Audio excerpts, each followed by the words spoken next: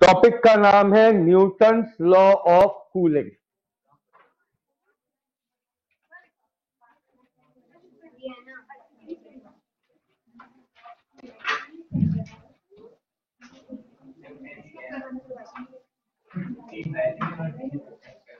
Newton's law of cooling. अब पहले तो सभी लोग ध्यान से सुन लें कि ये लॉ है क्या। ठीक है, जब कोई गर्म चीज ठंडी होती है तो वो अपने अंदर से क्या निकालती है? भाप। बेटा वो अपनी हीट लॉस करती है, तभी तो ठंडी होगी, भाप निकालती है। जब भी कोई गर्म चीज ठंडी होती है तो वो अपने अंदर से क्या हीट लॉस करती है। जैसे जैसे हीट लॉस करती जाएगी उसका टेम्परेचर कम होता जाएगा। यही होता है। मुझे ये बताइए,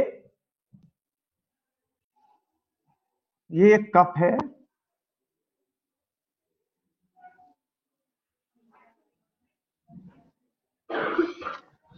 इस कप में चाय भरी हुई है। चाय का टेम्परेचर है मान के चलो 90 डिग्री सेल्सियस। ठीक है, कुछ लोग चाय के शौकीन होते हैं, गर्मियों की चाय पीते हैं। बाहर अपने यहाँ टेम्परेचर चल रहा है 45 डिग्री सेल्सियस या 46 डिग्री सेल्सियस। ठीक है, चाय काफी गर्म है, धीरे धीरे ठंडी होगी। अब एक कार्यक्रम ये है, शौकीन चाय की है तो पीने तो चाहिए 90 डिग्री सेल्सियस। बट ये आजकल का टेम्परेचर है। आजकल बाहर टेम्परेचर कितना चल रहा है बेटा? कल 5 हो गया था, 5 डिग्री सेल्सियस। ठीक है, अब मुझे ये बताओ, समर्स में चाय जल्दी ठंडी होगी या विंटर में? विंटर। ऐसा क्यों? ठंडी है ऐसा क्यों? ध्यान से देखिए तो यहां टेम्परेचर डिफरेंस कितना है? 44, 46 है ये। तो यहां टेम्परेचर डिफरेंस है 44 डिग्री सेल्सियस। किस किस के बीच में temperature difference? Object and its surrounding. Temperature difference है 44 डिग्री सेल्सियस। यहां ऑब्जेक्ट और सराउंडिंग के बीच में टेम्परेचर डिफरेंस है 85 डिग्री सेल्सियस। और यहां जल्दी ठंडी हो जा रही चाय। इसका मतलब ये हुआ कि इसमें से जो हीट बाहर निकल रही है, rate of flow, rate of flow कहोगे, रेट ऑफ लॉस कहोगे? Rate of loss of heat. Rate क्यों लगाया मैंने? टाइम, टाइम की बात हुई, रेट लगता है। Rate of loss of heat यहां तेज हो रहा है, यहां ज्यादा है rate of loss of heat, इसलिए ठंडी हो जा रही है जल्दी। तो rate of loss of heat ये जो निकल रही है, मैंने बताया गर्म चीज से गर्माहट किसके फॉर्म में बाहर निकलती है? Electromagnetic wave. ये जो rate of loss of heat है वो यहां ज्यादा है, यानी कि rate of loss of heat किस पर डिपेंड होता है? Temperature difference between object and it's. जहां ऑब्जेक्ट और सराउंडिंग के बीच टेम्परेचर डिफरेंस ज्यादा है वहां लॉस ऑफ हीट भी ज्यादा है। यहां टेम्परेचर डिफरेंस कम है तो लॉस ऑफ हीट भी कम। बात क्लियर हुई?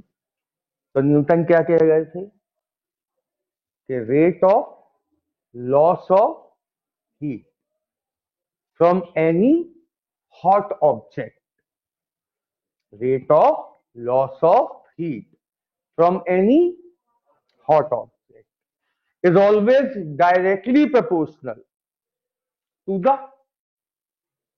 temperature difference between object and its surrounding. ठीक, नोट्स में एक बार पढ़ लीजिए. अच्छा, एक मिनट रुक जाइए, फिर पढ़िएगा बेटा. Rate of loss of heat, rate of loss of heat mathematically इसे लिखते हैं माइनस का d Q over D T. याद रखना, यहां क्यू लिखा है मैंने, थीटा नहीं. Rate of loss of heat कैसे लिखते हैं? माइनस का डी क्यू ओवर, एक चीज. दूसरी चीज, बॉडी का जो टेम्परेचर है वो है थीटा, और सराउंडिंग का जो टेम्परेचर है वो है थीटा नॉट. ठीक, बॉडी के टेम्परेचर को ऐसे लिखते हैं थीटा, सराउंडिंग के टेम्परेचर को. ठीक, तो टेम्परेचर डिफरेंस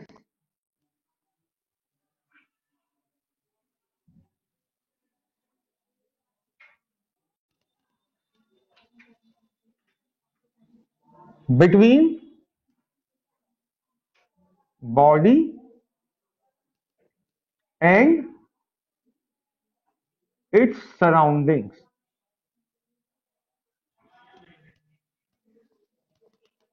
इक्वल क्या होना चाहिए? Theta minus. इतना क्लियर है आपको? तो rate of loss of heat is always directly proportional to the temperature difference between body and its surrounding. ये लॉ किसने दिया था? इतना क्लियर? इस बिहाफ पर एक डेरिवेशन होती है, उसे हम कहते हैं derivation of Newton's law of cooling. तो अब आराम से पहले एक बार नोट्स में इतना काम देखिए, सिंपल है.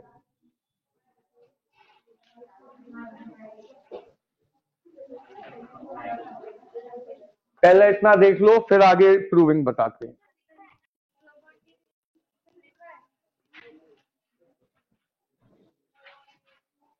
सब नोट्स में है, आपको केवल समझना है.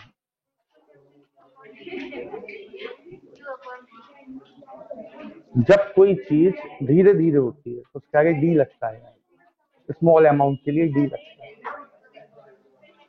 वैसे लिखते delta Q upon delta T, जहां डेल्टा नहीं लगता वहां डी लगता है, क्योंकि अभी जब हम प्रूविंग करेंगे तो इसमें डिफरेंशिएशन का काम, इंटीग्रेशन काम हुआ. हाँ बोलिए बेटा. लॉस की वजह से माइनस लगता है. ठीक है, अब देखिए इसकी proving.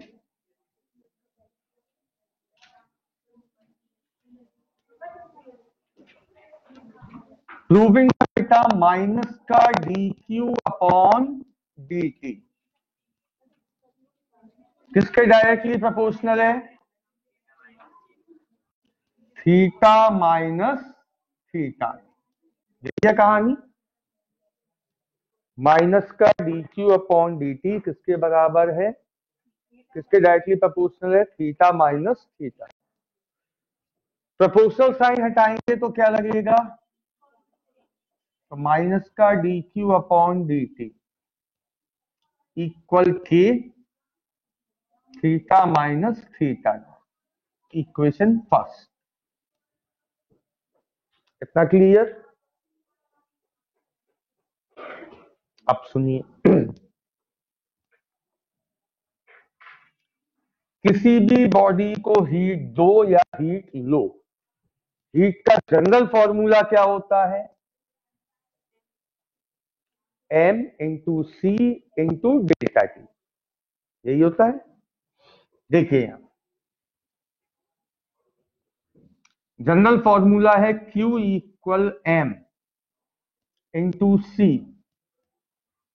Into delta T. General formula जो अपन डेरिवेशन कर रहे हैं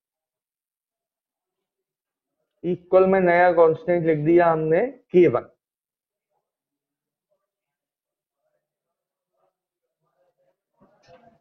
इनटू में लिख सकते हैं इसकी जगह नया constant.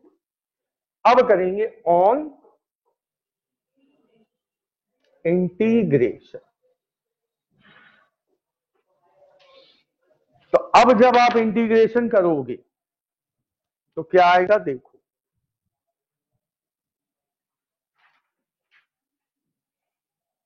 Integration 1/θ minus theta into d theta. इसका काम खत्म। इक्वल में माइनस K1 तो रहेगा बाहर, इंटीग्रेशन में कौन आएगा, खाली dt। K1 क्या था, कांस्टेंट, तो बाहर ही रहेगा। प्लस में हमेशा क्या लग जाता है, एक नया। कब होगा ये प्लस में नया कांस्टेंट, कब लगेगा, जब डॉक्टर के नीचे पेशेंट हो, पेशेंट पे पावर 1। मैं इसलिए ये बता रहा हूं क्योंकि ये आपका 12th क्लास में मैथ्स में आएगा, तब आपको अपने आप समझ में आ जाएगा जी एक्चुअल में क्या हुआ। लेकिन अभी 11th क्लास में आपको समझने के लिए सबसे अच्छा तरीका यही है, डॉक्टर के नीचे पेशेंट हो, पेशेंट पे पावर 1, तो ऑन इंटीग्रेशन करने पर प्लस में क्या आता है, कांस्टेंट। ठीक, अब सुनो,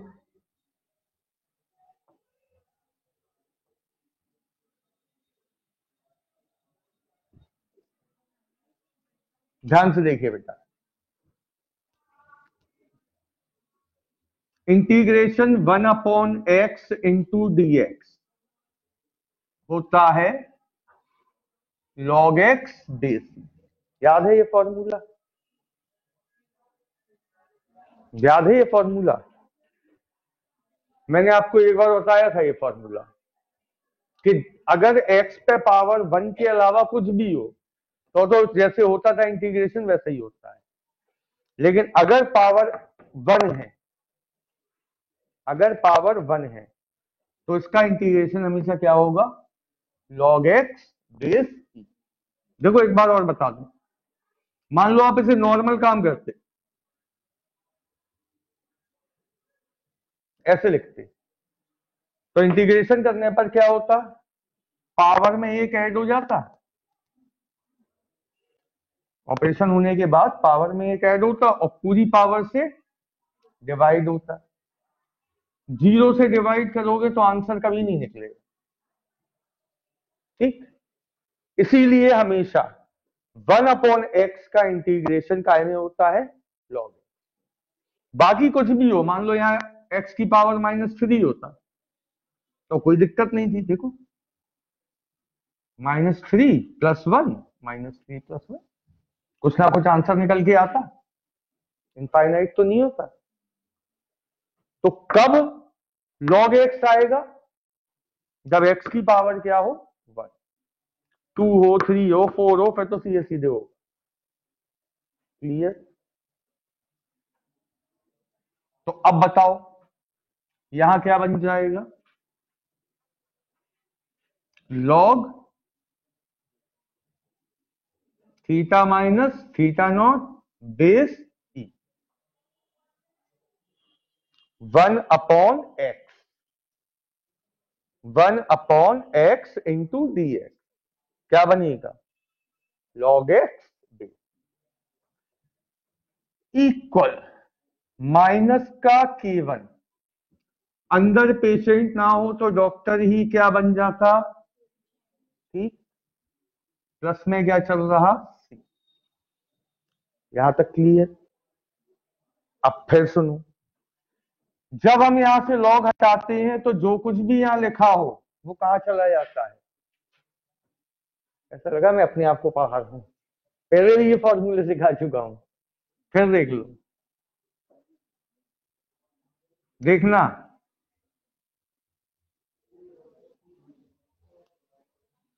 if log x base E equal है ए बी सी डी कुछ भी हो, और हमें यहां से लॉग एक्स बेस ई हटाना है। खाली क्या रखना है, किसे रखना है, एक्स को। तो जो कुछ यहां लिखा होगा वो कहां चला जाएगा,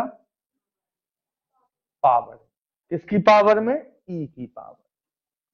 यहां से लॉग हटेगा तो इस साइड की क्वांटिटी एलएचएस की क्वांटिटी हमेशा कहां, आरसीएस की क्वांटिटी कहां जाएगी, हमेशा पावर। ठीक, तो अब बताइए यहां से लॉग हटाएंगे तो क्या होगा, ये पूरा काय में चला जाएगा, पावर में। तो थीटा माइनस थीटा नॉट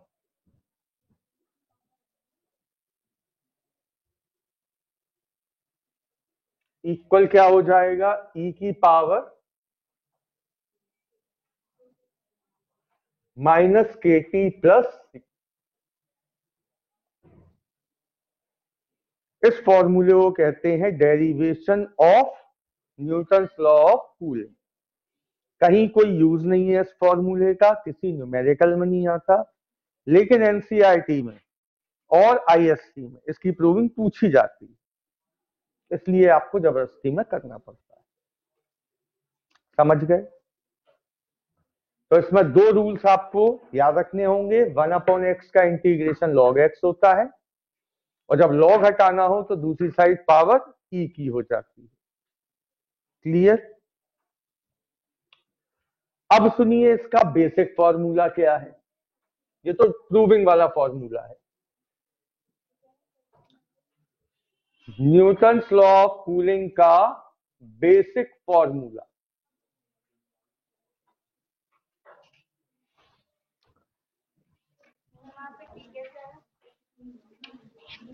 क्या बेटा,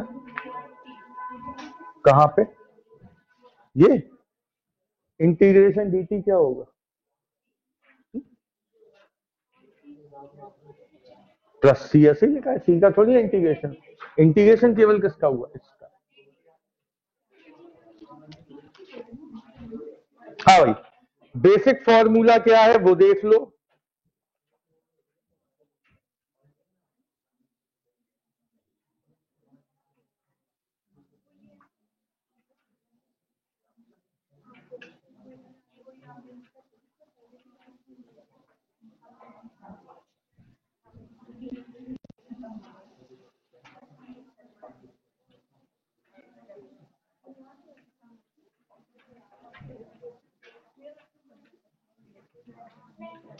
ये वो फॉर्मूला है जो आपको न्यूमेरिकल्स में काम आएगा।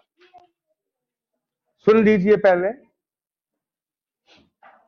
m बॉडी का मास, इसमें से हीट निकल रही है। c क्या होता है, कोई बात नहीं, मैं अपने आप को पढ़ा रहा हूं, specific heat, CP CV, specific heat of gas. इसी तरह सॉलिड में भी c क्या होता है, स्पेसिफिक हीट। थीटा 1 पहले बॉडी जिस टेम्परेचर पे थी, थीटा 2 हीट लॉस के बाद जिस टेम्परेचर पे है, टी टाइम। के क्या होता है, थर्मल कंडक्टिविटी के। थीटा 1 फिर वही पहला टेम्परेचर, थीटा 2 दूसरा टेम्परेचर, बाय 2 ही है, नंबर है। थीटा नॉट सराउंडिंग का टेम्परेचर। ये है बेसिक फॉर्मूला। ठीक, इस पर बेस्ड पहला न्यूमेरिकल देखिए क्या है।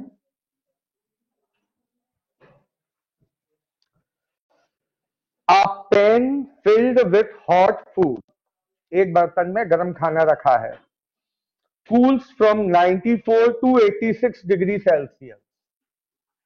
पहले कितने पर था, से कितने पे आया,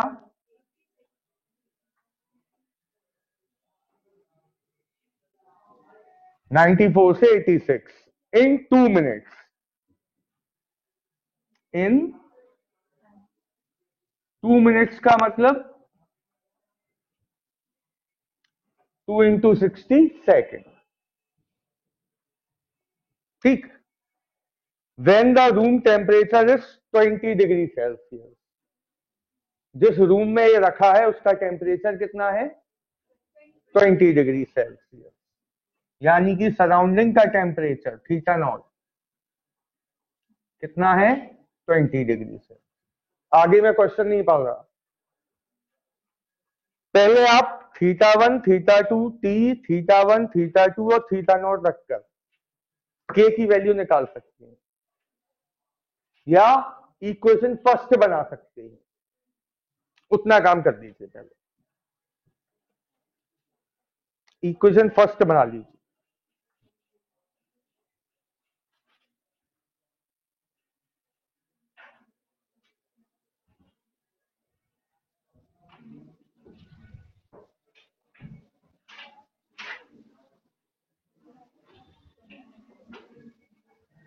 क्योंकि m और c की वैल्यू नहीं दी है तो इक्वेशन फर्स्ट बनेगी।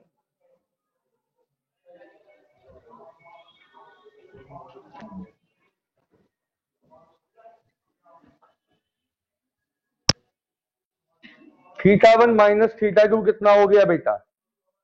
94 में से 86 कम कीजिए, कितना आया?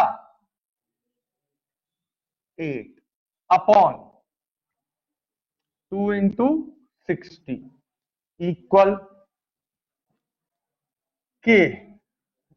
θ1 में θ2 ऐड करके 2 से डिवाइड कीजिए। 94 प्लस 86 डिवाइडेड बाय 2 90 माइनस θ0 कितना है? तो फर्स्ट इक्वेशन जो बन के आएगी वो है, इससे कैंसिल करो 4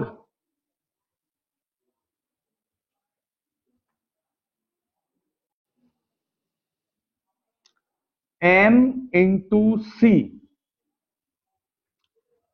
इक्वल 15k इंटू 70। तो m इंटू सी इक्वल क्या आ गया? ये बन गई फर्स्ट इक्वेशन। कोई दिक्कत? How long will it take? अब क्या कहा गया? How long will it take, same body है, उसे कितना टाइम लगेगा कहां से कहां आने में? 71 से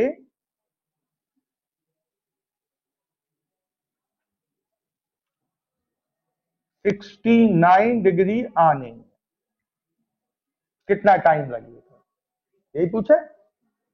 सराउंडिंग वही रहेगी क्योंकि उसी रूम में रखा है। तो θ0 अभी भी कितना है? अब ये वैल्यू रख के सेकेंड इक्वेशन बनाइए।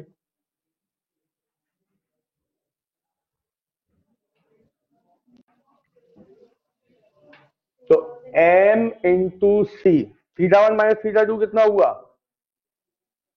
2। टाइम हमें पता करना है कि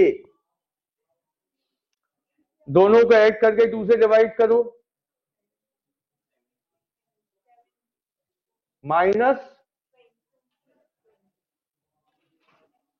m into C into T, sorry into 2 equal k into T into 50। ठीक है, कोई दिक्कत? अब किसकी वैल्यू उठा के कहां पटक दें? m इंटू सी की वैल्यू उठा के यहां रख दें।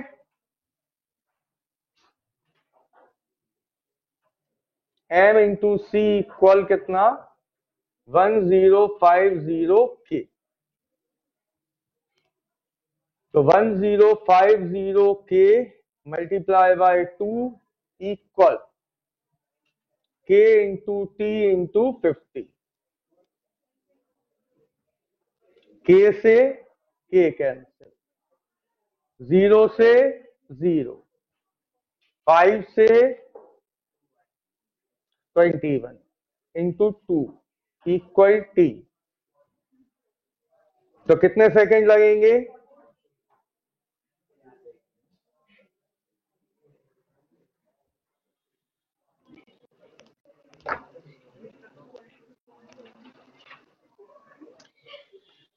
Second numerical, a liquid contained in a calorimeter. Calorimeter एक बर्तन होता है जिसमें क्या भरा हुआ है, liquid. It cools from 80 degree Celsius to 60 degree Celsius in 10 minute. Liquid को 80 से 60 आने में कितने टाइम लग रहा है, 10 मिनट. देखिए बेटा,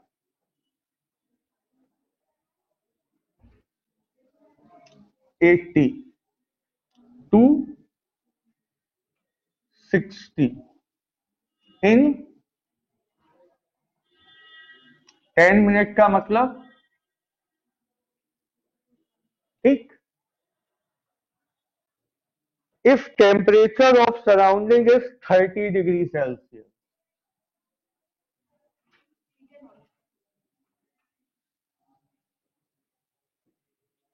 ठीक. इससे पहले आप इक्वेशन फर्स्ट बनाइए.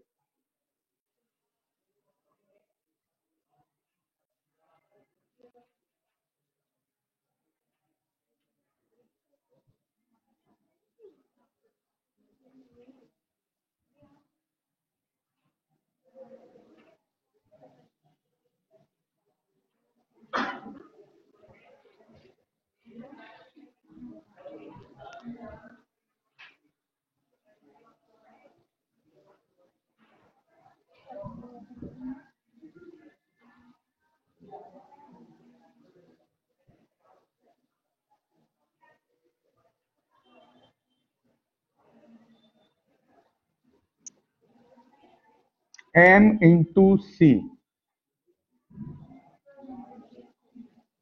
20 upon 10 into 60 equal k.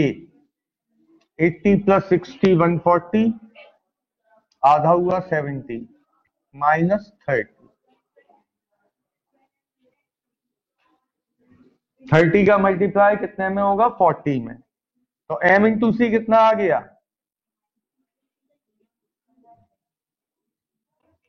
यही आएगा.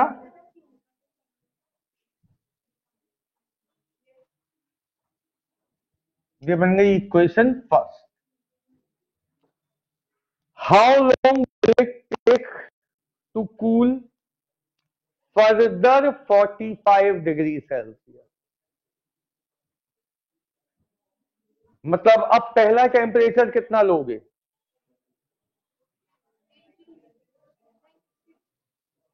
पहला टेम्परेचर होगा 60 डिग्री सेल्सियस.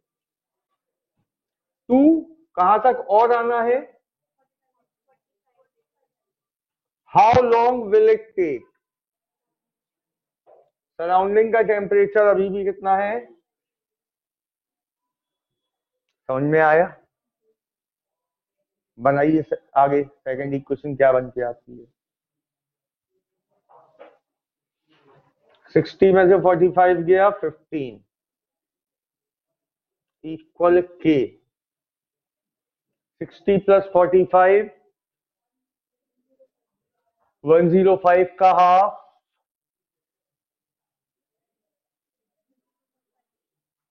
पॉइंट में आएगा कितना, 42.5 में से माइनस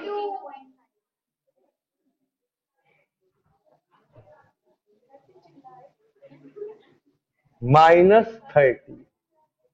ठीक है, माइनस करके कितना आएगा,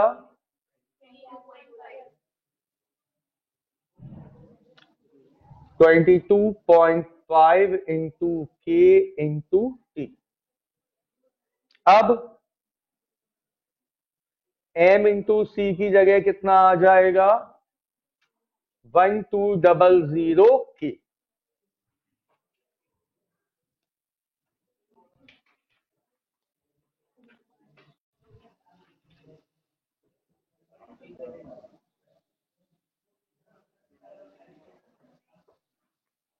तो 1200 के इंटू 15 इक्वल 22.5 इंटू के इंटू टी। कितना आएगा आफ्टर सॉल्विंग? 80 के 800? आराम से डिसाइड कर लिया। कहाँ पे?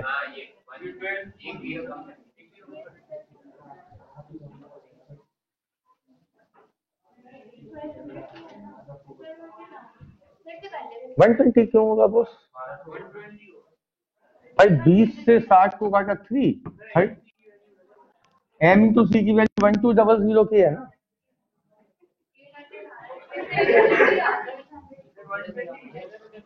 तुम कर सकते हो। हाँ कितना आ रहा?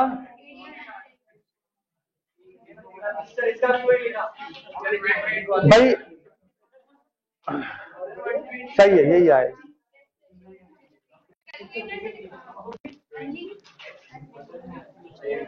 तो ये टॉपिक था आपका न्यूटन्स लॉ ऑफ कूलिंग।